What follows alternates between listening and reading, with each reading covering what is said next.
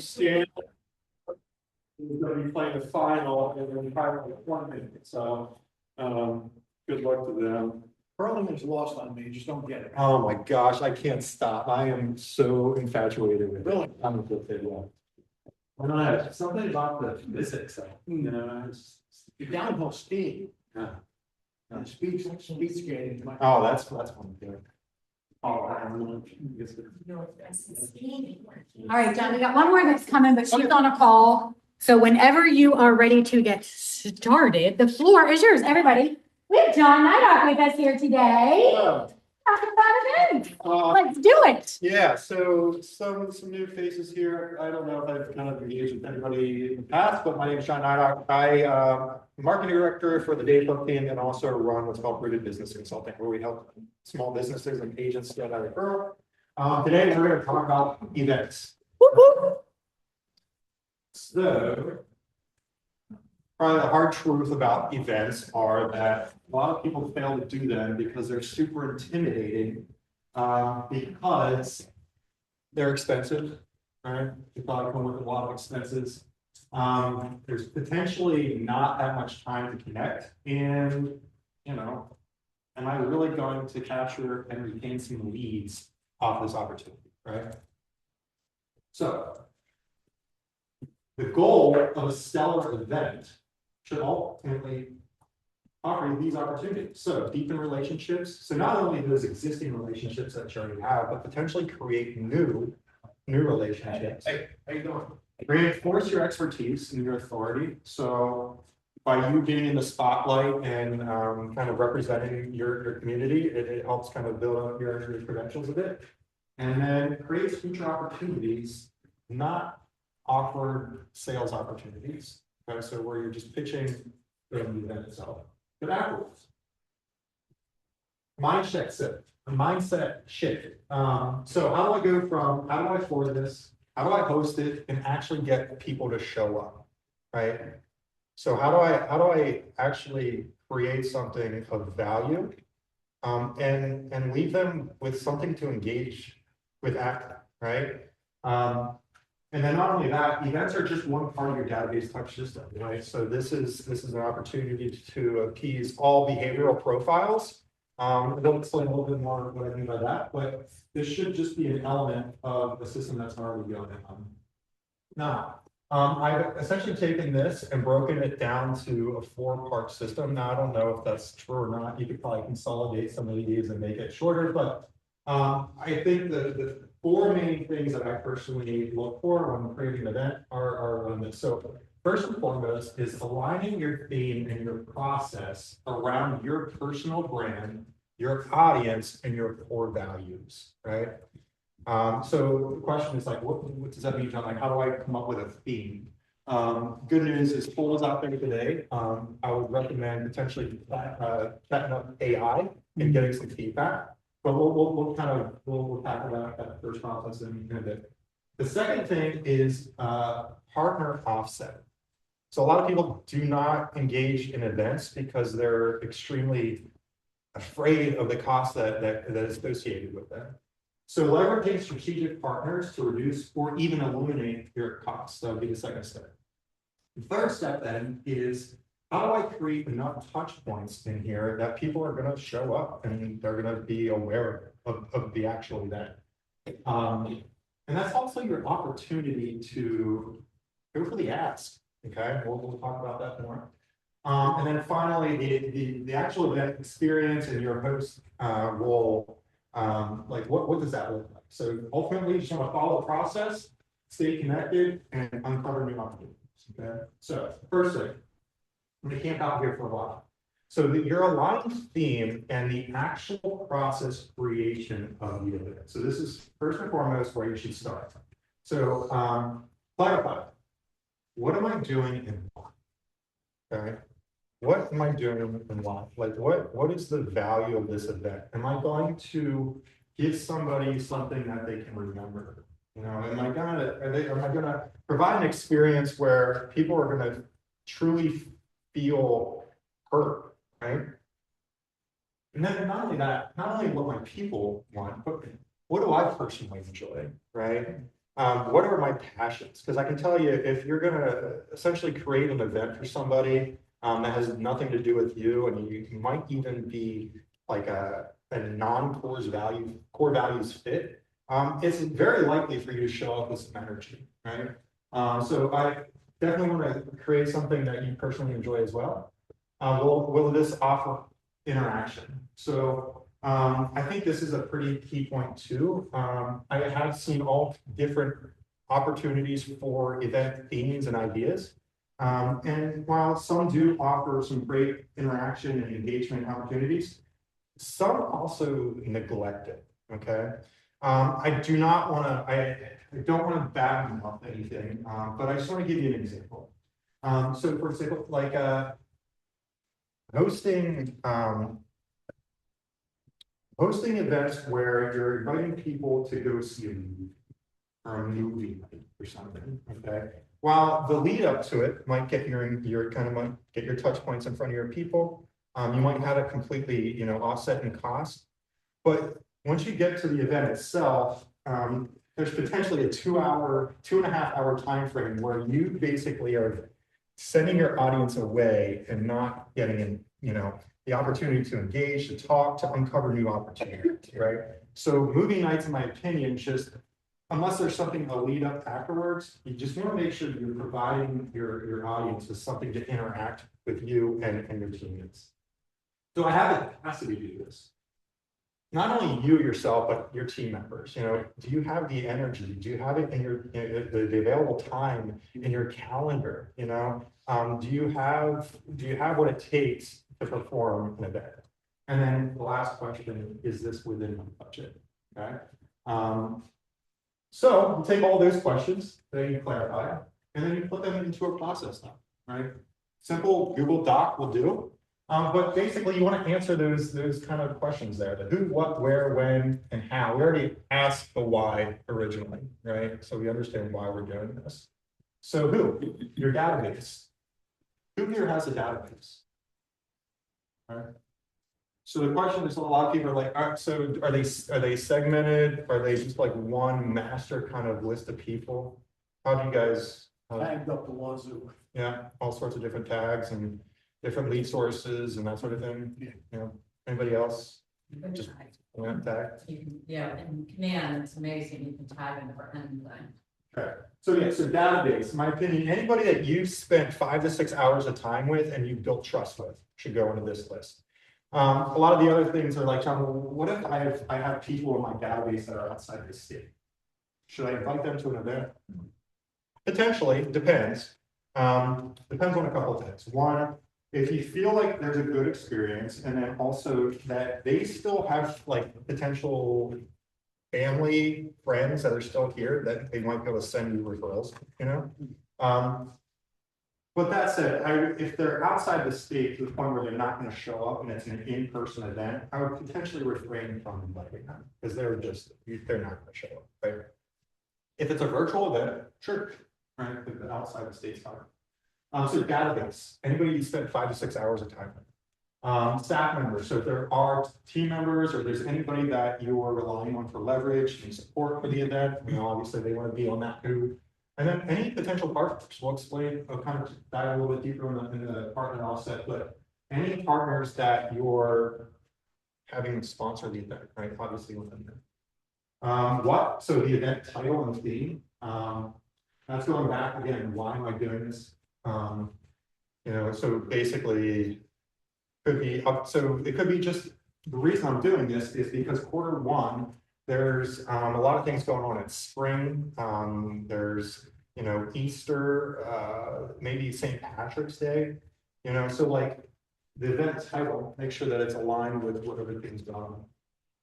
Where do I need to secure some sort of venue? Is this in the office? Is this virtual? Do I have to spend more money to secure the place to host the event? And then how. So this is kind of where it gets deep. So your execution checklist from point A to point Z, including all your dates. Okay, so meaning I have to secure the vendor by this date. I have to make sure that I order banners to come, to more or less represent my sponsors by this date. I have to get the cookies and that sort of thing to put on the table by this date, right? Dates are very, very important. They give you confidence as well. Offset, so meaning how am I generating the sponsors and by who? Am I giving them the exposure that I'm promising them? This all should be in this document. And then not only that, your touch points, okay? So the last two there, offset and touch points, we'll dive a little bit deeper. That said, this training, I actually have a whole nother separate training on coming up next month. So I'm gonna, while I'll give you kind of the playbook on this, just know there will be a much deeper explanation. So partner offset allows you to provide value and opportunity to your complementary vendors. What I mean by that is, once we kind of understand your touch point system, there's likely 6 touch points, 6 opportunities that you have to display your vendors, your partners, your sponsors information. Okay. So you're basically giving them exposure, you're giving them reach, you're giving them impressions of their name, brand, and face to your personal database.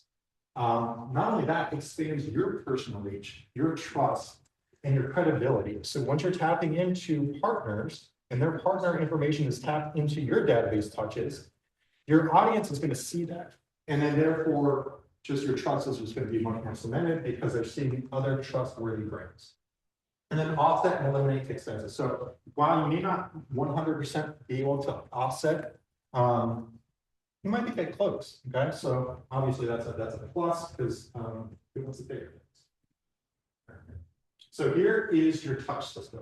All right. So this should be chiseled out for every single event. All right. So your invitation. Now, I understand in today's world, print is a bit expensive. When it comes to printed invitations, they can, I mean, sometimes they can come with an actual like bifolded invitation and then like the cover or there's an envelope. So there's basically, it's a dynamic piece that can ultimately add to an expense if you're printing it.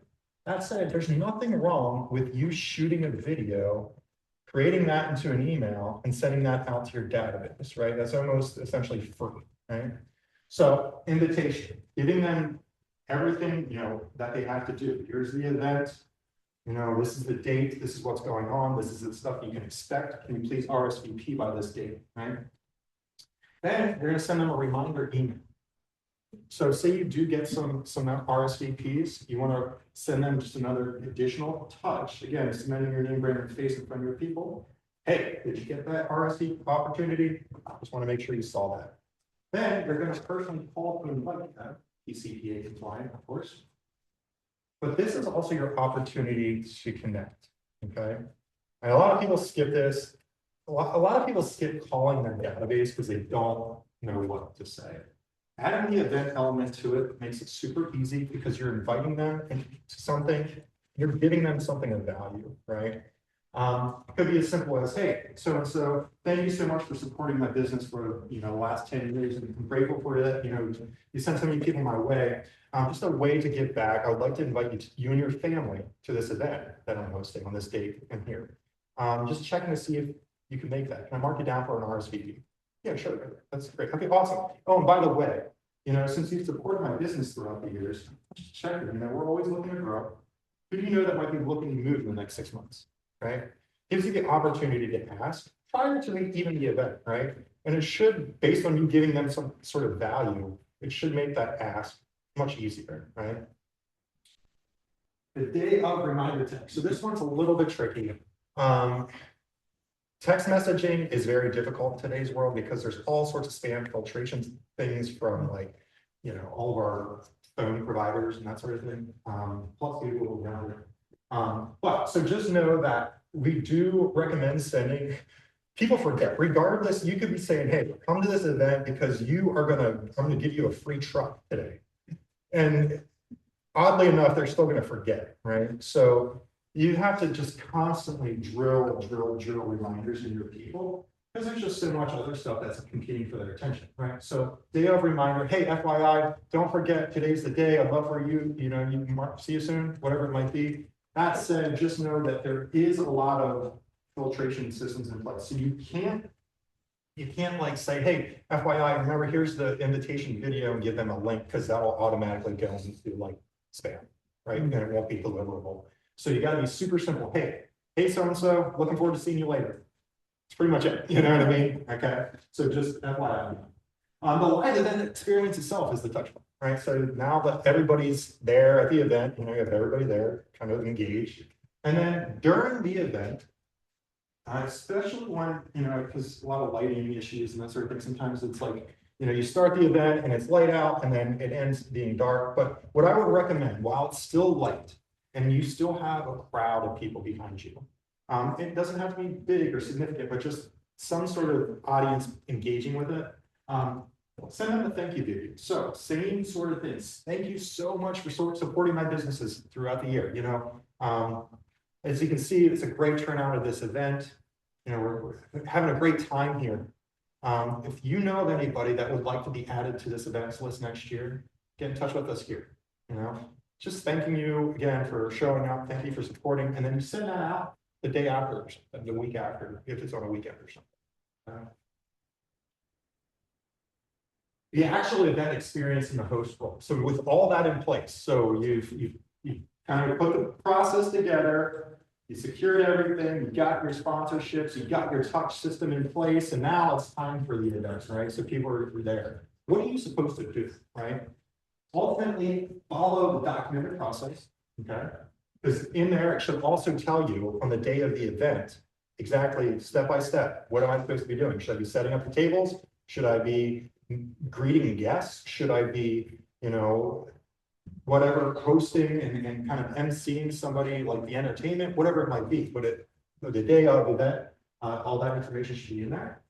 And then ultimately, the whole goal is to provide fun and engagement, make you memorable, make you stick, and people remembers you months to come, all right? Encouraging interaction and engagement. And again, as I was mentioned there earlier, you're more like the MC versus the actual entertainer. Okay, you're the host that's supposed to guide and make connections and that sort of thing. And then ask good questions. And the thing up here is to take notes, right? So you're listening for new needs and opportunities, but you're not trying to necessarily convert on the spot. You're taking notes so that next week you can follow up, and anybody that said, hey, I know that this person that might need your service, or so-and-so mentioned that they're looking to downsize, and I heard that so-and-so is graduating, whatever it might be, so an empty nester, all sorts of different, again, taking notes, your ears are perked up, and you're just trying to uncover new opportunities. Hey, John. Yeah. Would you do me a favor? Could you put the mic up a little closer to you, please? Sure. So they can hear you. I appreciate it. Oh, sorry. It's okay. They're loving the content. They just need to hear you. There we go. Thank you. Sure. So why does this work? Consistency creates mind share. Departments reduce risk. There's 6 potential touch points for each event, appeasing all behavioral profiles, so air, land, and sea impressions. And it's a repeatable part of your database touch system. So 24 touches per year, calls, in person, print, digital, delivered quarterly, right? So there's 24 opportunities for you to place your name, brand, and face in front of your people. So therefore they capture and retain their mind share, think of you first. Works for all your clients. And what I mean by that, it appeases all the behavioral profiles. Regardless of who you are, introverted, extroverted, an event will work to get the impressions in your mind. Creates consistency, and it builds, and the most important thing, it builds and deepens relationships. And that's where your referrals come from. Okay? Final and thoughts and next steps are, before you're planning, like, who is this for? What experience am I intentionally trying to create here? Do I have a clear documented process from start to finish? What intentional touch points will occur? Am I actually going to call my people, right? It's a pretty simple excuse to call to invite them to an event. Will this actually generate some sort of engagement in future conversations?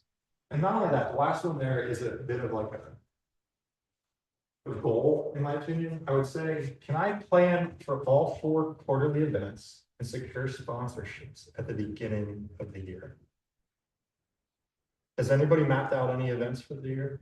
Yeah, You know what? I was just, has anybody mapped out their events yet for the year? Mapped out or mapped out? Mapped, like at the upcoming place. Mapped out, we're mapped out. I said maps, I was gonna say, well, that was a quick here. That's pretty much between. Any other questions? Questions? I do. So do you guys do quarterly events? Do you try to have smaller things on the off months? Like our goal is every month it has something. So that's a good question. It really depends on a couple things. One, kind of going back to.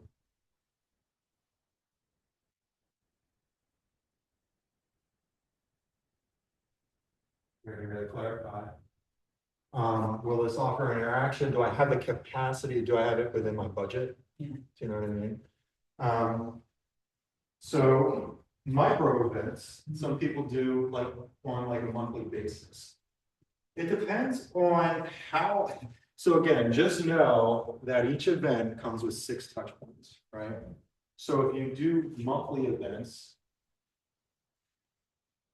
72, right?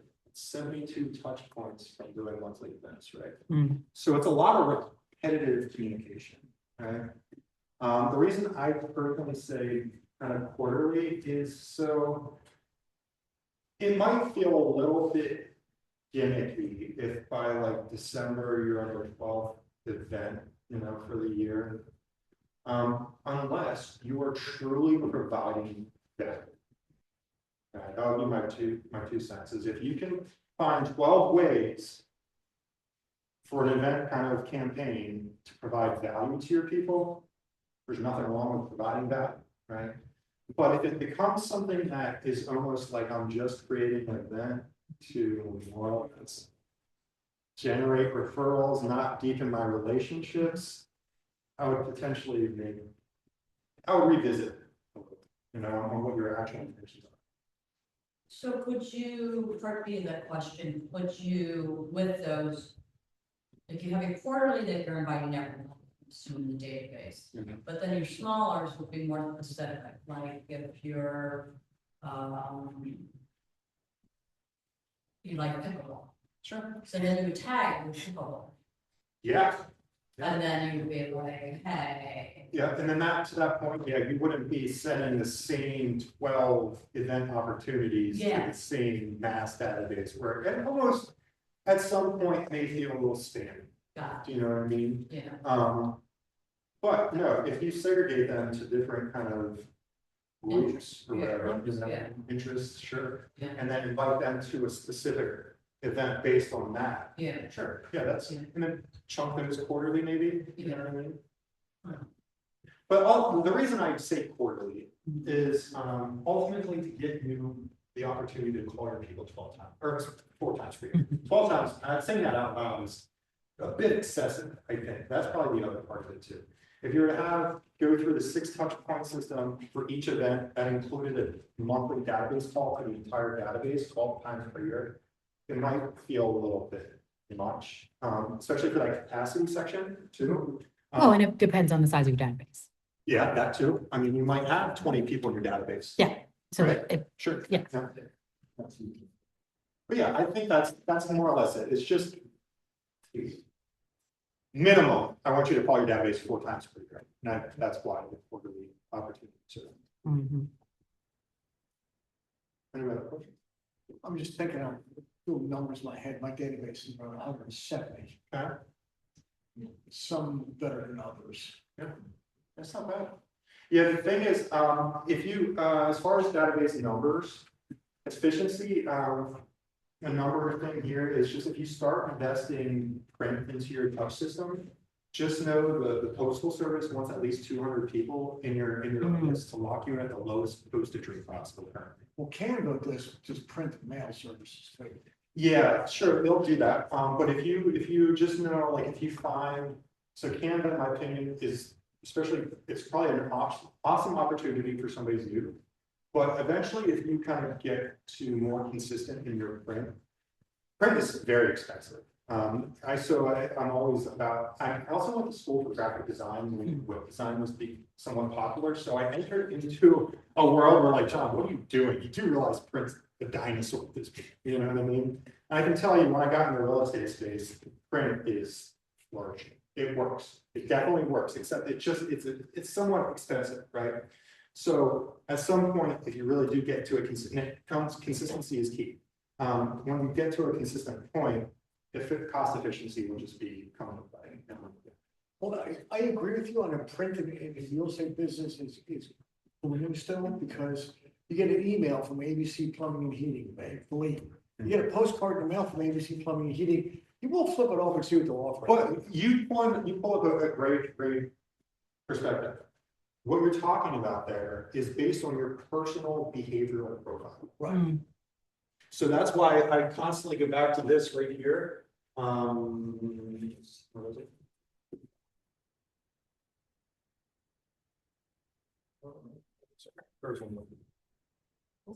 Right here. So basically it works for all clients. When you say that, I'm the same way. If somebody were to send me email, not that I have any care about who's sending me, like you could be the coolest brand in the world and it doesn't matter what the content is you're sending to me. I am just super highly addicted to a zero inbox. So I'm constantly deleting and unsubscribing. It does not matter what you're sending me. I don't want any email in my inbox. Zero inbox. But I'm much more happier to receive something tangible in the mail that I can touch and I read. love that. And that other thing. I love that, John. Email profiles we were talking about, you just probably don't like email. Yeah. Which, just know, the reason I suggest piecing all air, land, and sea, making sure you're getting face to face, you're making calls, you're getting a printed piece, you're sending email, is because me personally, again, highly addicted to a zero inbox. I'm likely, this behavioral profile, this mind, probably represents at least 20 to 30% of the people in your database. Yeah, no doubt. Zero inbox is a big thing. Corporate about that. From. These little red dots on my phone are. Oh. Yeah, drive me crazy. They drive- Drive me crazy. And it's even worse when I can't figure out how to make it go. When it's hidden, so. Yeah, I just What questions do you guys have for John? So, Can we get, What questions do you have? can we get a copy of this? Yeah, absolutely. Okay. I have a question. So when you say about texting follow-up, what I have been doing is using Canva to convert my invitation into a story size. So it fits on the mobile phone. And then my agents just text that out, because then it has all the details. It has whatever scheme or theme we went with. Yep. And it has the sponsors on it too. Cool. Mm. Good. Mhm. Yeah, absolutely. That's what you want. Yeah.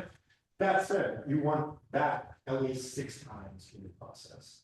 Oh, yeah, right. That's that's great opportunity. Utilizing that communication method based on people, sometimes people don't want to receive your call, but a text might be. But they do follow up with calls too, but. Any other questions or ahas? I think so. Can we get a copy of? Absolutely. John, I love what you said about, like the energy that you're going to bring to the event. Yeah. Like making it something that you're interested in. Yeah. Don't host a bowling night if bowling is If like, you're if not- you've no interest in Yeah. that. How did it start currently? I really like that perspective. Make it something that you enjoy and are going to have a really good energy and bring that to your Yeah. event. Especially if you're passionate. Yeah. Like, and a lot of people. That's have the word, benefits and passion. sort of thing Yeah. too. Like Yeah. some people have give back programs where they have like nonprofits. Who knows? Like anything that you're just really in love with and that you can share your heart with your people. Yeah. You know what I mean? Well, and the It's- notion that Julie said too about sort of like, maybe I'll do a pickleball event Yeah. this month or this quarter. But I'm not gonna invite all the people. I'm gonna invite the people that I know, maybe we're gonna do a doggy 5K with my pet lovers, the next quarter. And, a sip and paint that I love that notion too of, you don't have to hit all the people with all the things. Right, and that's the great thing about it. As long as you hit it all at least 4 times. Right. Yeah, and that's the great thing about the man, because man, you can really attack, and that's the good thing about having a great conversation with people, on who they are. And so like this month, we have 20 clients who are taking their urban insurance, in Harrisburg, on King Street, and they're gonna learn how to make urban insurance ice cream. We love urban insurance, so we're partnering with them on things, but that's going on out of my ice cream people. I love that. Ice cream, so then you have your wine people. Mhm. The wine people would be who we have a wine pairing with me with, and, and I like wine and I like ice cream. But, and again, the things that you're passionate about. Right, right. Or do you like one better? Pardon? Or do you like that too? Yeah, no. I mean, But like next month also too, I'm gonna give a little secret here. Stay, Matt taught me this, be in tune with what's free out there. So like, Art was offering the spring garden, so I have 25 tickets, so next week we're gonna start calling our clients. Okay, first 25 that reach out to us, will get a pass to go to the spring garden show at the farm shop. So look at those things that aren't gonna cost you anything, but you're giving value to them. Yeah. And it's not necessarily that you're throwing an event, so look for those. and you don't even have to go to them, I'm not. going to- right? You don't even have to go to that, but your people feel loved. Yeah, like the first week, and like the Philadelphia Garden Show, we did a contest, name your least favorite flower. And whoever got my favorite flower got 2 passes to go to Philadelphia. Yeah, so simple things like that. Yeah, definitely like lean on your local community events. Yeah. You can tap into stuff that's already being created, like Capona, like do I have a stand at Capona or something, you know what I mean? Yeah, I definitely, I love that for sure. This festival was last weekend, and it's so cold, and it's.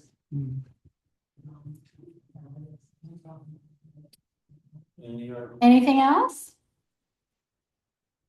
I'm not good at partnering, so someday you can tell me how to partner, like, we have one partner and we have a budget. Yeah. That was strictly for events, but then I hear people like on my morning call say, oh yeah, this one paid for that one paid for this, and they throw these big events like bourbon, bingo, and beer.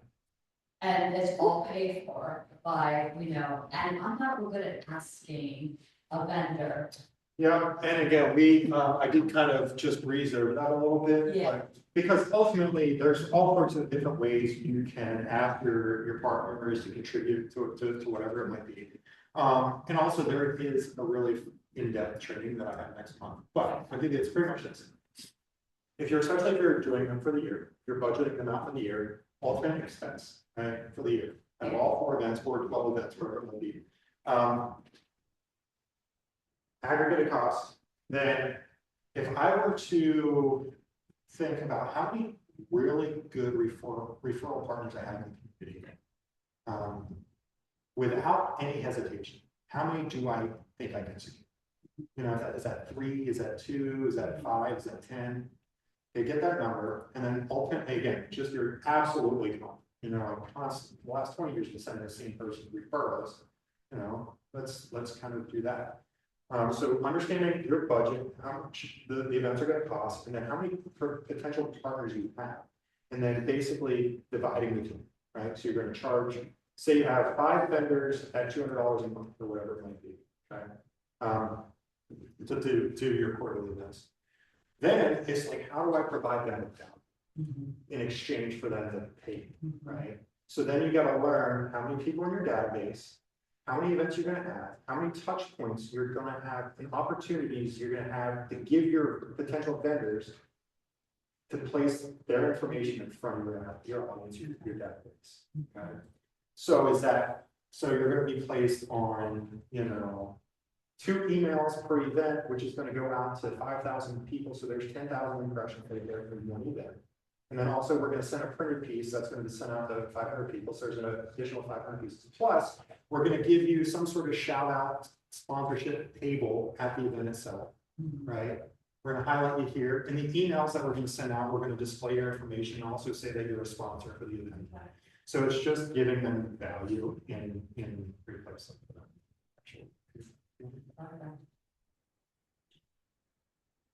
Yeah, and I would say, yeah, don't be afraid to think outside the box when it comes to who you want to. Yeah, a lot of people are like, who do I? Like, it's not just, the mortgage lender. It's not just like, your rest of people. Right, You know, yeah. It's any service provider that ultimately you can provide value to. A lot of people don't realize the value of their databases, right?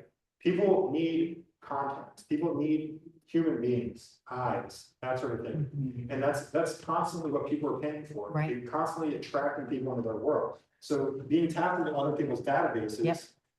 That exposure It's is, just, that's what people Yeah. want. And then not only that, those small businesses likely don't have marketing departments where they have this opportunity, right? Yeah. So they're constantly searching for this, right? People are happy to do. yeah. So Adam Osborne says, how do you go about pricing the various levels of sponsorship? I will say from a market center standpoint, like we have graphics that we've created around this, and we basically look at just what John's talking about. How much exposure are they getting? What is the event going to cost? And we basically have a spreadsheet that we put into a graphic then that the more you give, the more we're going to give you, the more exposure you're going to get. And I think it's just, you have to just know how much are your events going to That's cost it. and how many sponsors are you How looking many at? Yeah, people do I have kind of contributing? yeah, it's. Am I personally looking to cover any of the costs, or am I looking to, eliminate it completely? Right, Not only that, then again, RESPA. right, Right, so who am I asking money from, and whether or not there are any sort of violation of that? right. And am I breaking that down 50-50? Talk to your broker about RESPA. I'm Yeah. not the person to talk to, but just know, Talk to your broker. I love it. What else you got? Good question, Adam. yep. Okay, well, we will make sure when John shares the slides, we'll make sure to put those in Monday's need to know that Renee will send out on Monday. So you guys all have that. And I'm excited for your class that's going to be coming up next month. Getting to depth, how to eliminate our marketing expenses. So. I love it. I love it. I love it. I love it. All right. Thanks, John. Appreciate it.